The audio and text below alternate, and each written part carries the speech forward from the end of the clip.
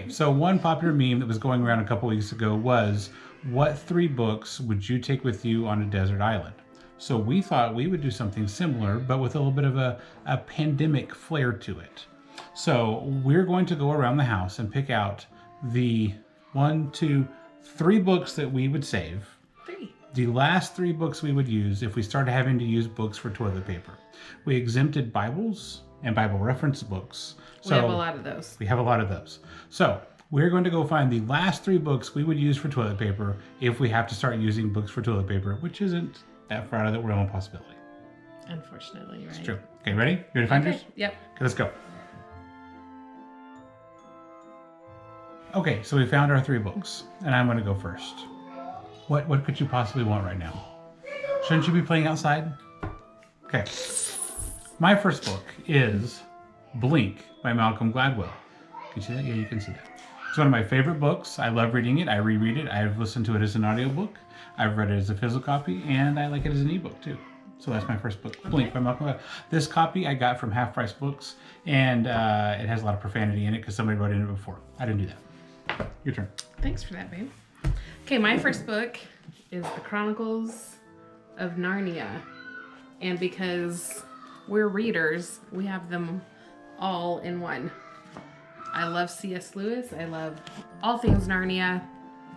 Love the story. Done. Okay, good job. For my second book, I'm going to go on the same theme with The Lord of the Rings. Always able to be reread. I'm going to try to reread it every year for a while. And so all 3 in one volume, because we like one volume sets in this house. No Hobbit? No, just Lord of the Rings. Hobbit's good, but I mean, like, if I've got to save one of them, I'm saving Lord of the Rings, not Hobbit. Interesting. Yeah. Okay. I doubt Bilbo would appreciate that. I didn't ask Bilbo's opinion. He's just a stupid fat hobbit. Okay. My second one is by one of my favorite Christian fiction authors, Francine Rivers. She wrote A Voice in the Wind. This is a really old copy. I've had it since I was in high school. Don't do that math.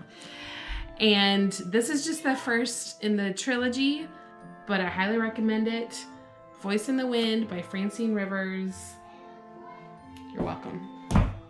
Okay, and for my last book, I felt like I needed a biography because I'm just that kind of guy. And so I picked out one of my favorite biographies about one of my favorite people. Dude, that's... Okay. Don't criticize. Don't judge. That's a big book. It is a big book, but it was a really good book. It was show them what it is. If I'm only going to have 3 books left to my name... That's a lot of potential toilet paper. It is, but you know what? If I'm going to have... I'm going to have to work through it. If I'm going to have 3 books left, I think T.R. The Last Romantic by H.W. Brands about Teddy Roosevelt, one of the coolest presidents ever, would be the one I would go with. Because you're going to have some books to really sink your teeth into if you're only going to have 3 books left to your name. Just saying. What's your last book? Okay. This is my last book. Okay. If you haven't read it yet, you should. It's true. Is this too shameless of a plug? I don't think so. Okay. This book is by a man named Aaron Sharp. He's a bit of a recluse. He's... Well, now, because he's really bad. In this pandemic world, he's a recluse. That shelter-in-place order has been recluses of us all.